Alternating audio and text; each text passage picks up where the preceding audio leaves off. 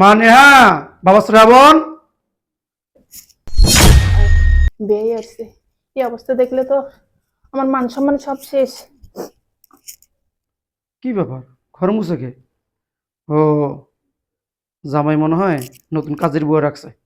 যাক, এতদিন পরে জামাই একটা কাজের মতো কাজ করছে, কাজের বুয়া রাখছে।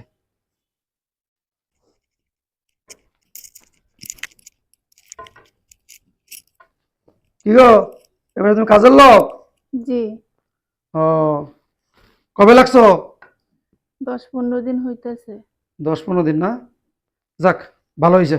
আচ্ছা ঠিক আছে, কাজ করো কাজ করো। মা নেহা, মা নেহা। আরে বাবা, তুমি কেমন আছো বাবা? কখন আসলা? একটা কাজে আইছিলাম, কাজ শেষ।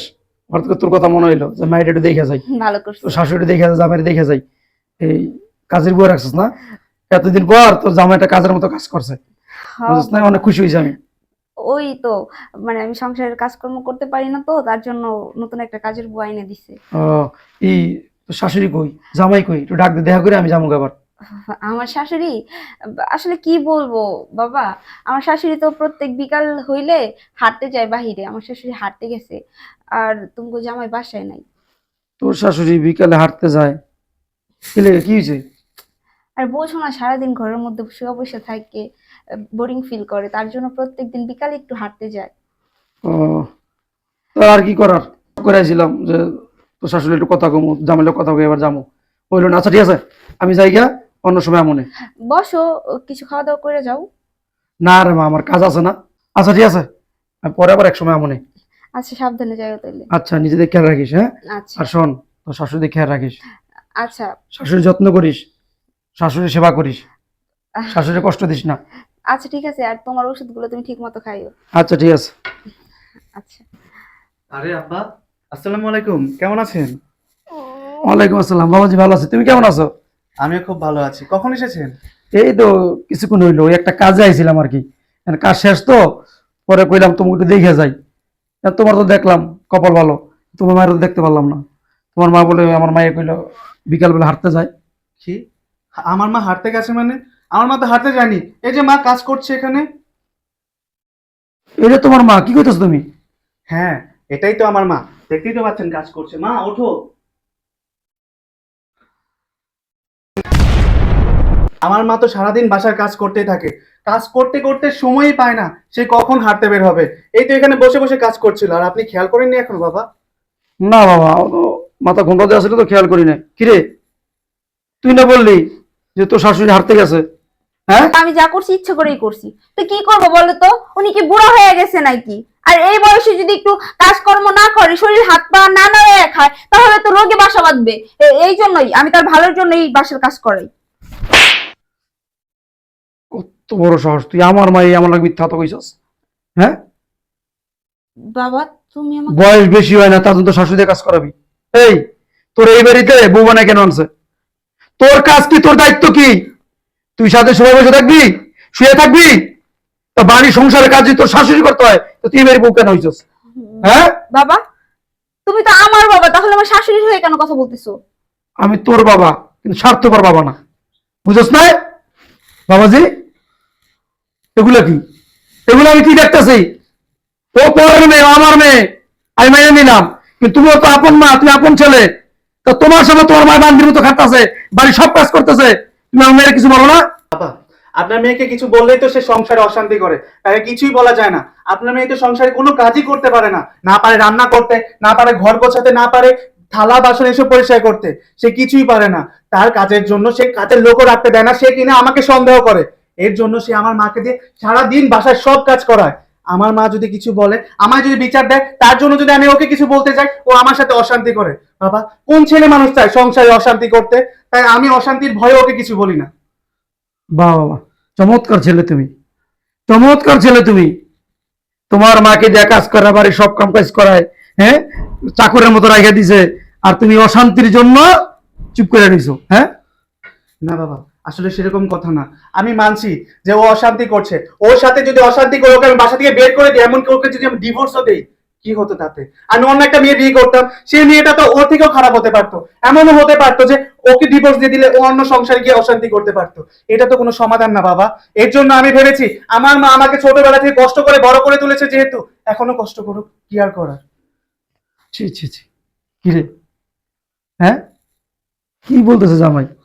তুই আমার মাইয়া, হ্যাঁ তুই আমার মাইয়া। অত একটু আগে কি বললাম যাইবার সময়, যখন যাইতে নিলাম বললাম যে মা তুই শাশুড়ি খেয়াল রাখিস, যত্ন করিস। তুই বললি হ্যাঁ হ্যাঁ হ্যাঁ করবো। এই এই খেয়াল, এই যত্ন বাড়ির চাকর বানাই দিছ শাশুড়ি রে।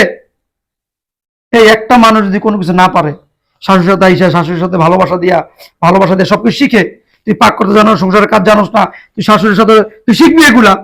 আর তুই তা না কইরা তুইও শিখস না, তোর শাশুড়ি চাকর বানাই দিছস। বাড়ির সব কাম কাজ এই মুরব্বি করে। কিরে কথা কয়া, মাথা নিচে করে রাখছিস কি লিগা? বাবা আসলে আমার ভুল হয়ে গেছে। তুমি তো জানোই আমি কোনো কাজকর্ম পারি না, তো তার জন্যই আমার শাশুড়ি দিয়ে কাজকর্ম করাই। প্লিজ বাবা, তুমি আমার মাফ করে দাও। ছি ছি ছি, তুই কাজ করবো পারস না দেখা তো শাশুড়ি দিয়ে কাজকর্ম করস। কে এইটা করতে পারলি না যে মা আমার এই কাজটা শিখাই দেন, আমার পাকটা শিখাই দেন, পাকটা কিভাবে করুম, ডালটা কিভাবে রান্না করুম, মাংসটা কিভাবে রান্না করুম, তা না কইরা শাশুড়ি চাকর বানাই রাখছস। হ্যাঁ, আমার ভুল হয়ে গেছে, আমার মাফ করে দাও। অন্যায় কি আমার সাথে করছস? অন্যায় কি আমার সাথে করছস? কার সাথে করছস? আম্মা আসলে আমি অনেক ভুল করে ফেলছি। আমি আপনারে দিনের পর দিন অনেক অত্যাচার করছি, বাসার সমস্ত কাজকর্ম আপনারই দিয়ে করাইছি। আম্মা আসলে আপনি আমার মাফ করে দিন। আমি তো আপনার মেয়ের মতোই, বলেন। আজকে আমার জায়গায় যদি আপনার মেয়ে থাকতো, আপনার মেয়ে যদি একটা ভুল করতো, আপনি কি তারে মাফ করে দিতেন না? আমারও আপনার মেয়ে ভাইবে, প্লিজ মাফ করে দেন। ওগো, তুমি আমাকে মাফ করে দাও। আসলে আমি অনেক ভুল করে ফেলছি। দিনের পর দিন তোমার মারে দিয়ে বাসার সমস্ত কাজকর্ম করাইছি। আমি বউ হয়েও বৌমার কোনো দায়িত্ব পালন করতে পারি নাই। প্লিজ তুমি আমাকে মাফ করে দাও। তোমায় আমি একা বলে কি করবো বলো? তোমার মতো সমাজে আরো অনেক হাজার হাজার মেয়ে মানুষ আছে যারা ছেলের বউ হয়ে বাড়ির শাশুড়ির সাথে, শ্বশুরের সাথে, বাড়ির লোকজনের সাথে খারাপ আচরণ করে, বাড়ির সমস্ত কাজ করায়। তোমার একা দোষ দিয়ে আমার কি লাভ বলো? ঠিক আছে, শোনো, তোমার একটা কথা বলি, ঘরের শাশুড়িকে নিজের মা ভাবতে শিখো, তাহলে দেখবে সংসারটা সুখের হবে। বুঝতে পারছি, আমাকে আর লজ্জা দিও না। মা, আপনি আমাকে মাফ করে দিয়েছেন তো? হ্যাঁ মা, আমি তোমাকে মাফ করে দিয়েছি। আরে কাজকর্ম তো আমার নিজের সংসারের কাজ করছি, এগুলো নিয়ে আমার কোনো দুঃখ নেই। তবে হ্যাঁ, শাশুড়িকে মা ভাবতে শিখো, দেখবে অনেক ভালোবাসা পাবে। বুঝতে পারছি মা, আসলে সত্যিই তো আমি কখনো আপনাকে নিজের মা ভাবতে পারি নাই। ওই জন্যই তো আপনার উপর কত অত্যাচার করছি, বাসার সমস্ত কাজকর্ম আপনারই দিয়ে করাইছি। আজকে আপনার জায়গায় যদি আমার মা থাকতো, তাহলে কি আমি পারতাম এরকম বাসার সমস্ত কাজ আমার মাকে দিয়ে করাতে? আপনি আমাকে মাফ করে দিন। হ্যাঁ মা, আমি তোমাকে মাফ করে দিয়েছি। আর আমার কোনো রাগ অভিমান কিছুই নেই তোমার উপরে। ঠিক আছে, আজকের পর থেকে আপনার বাসার কোনো কাজকর্ম করতে হবে না। আমি এই বাসার সমস্ত কাজকর্ম করব, আর যা না পারি আমি আপনার কাছ থেকে শিখে নিব। আচ্ছা ঠিক আছে, এটা আমার লক্ষ্মী বৌমা। বেয়াই সাহেব, আপনি আসাতে অনেক ভালো হয়েছে। যাক, আজকে আমি অনেক খুশি হয়েছি যে আমার মেয়ে ভুলটা বুঝতে পারছে। ঠিক আছে মা, তাহলে আমি গেলাম। হ্যাঁ, না বাবা, আপনি কোথায় যাবেন? আজকে আপনি এখানে থাকবেন, ও রান্না করবে, আপনার মেয়ের হাতে রান্না খেয়ে যাবেন না? আপনি বেয়াই আজকে সাহেব, যাওয়ানি। বেয়াই সাহেব আপনি যাবেন না, আজকে থাকুন, খাওয়া দাওয়া করে তারপর যাবেন।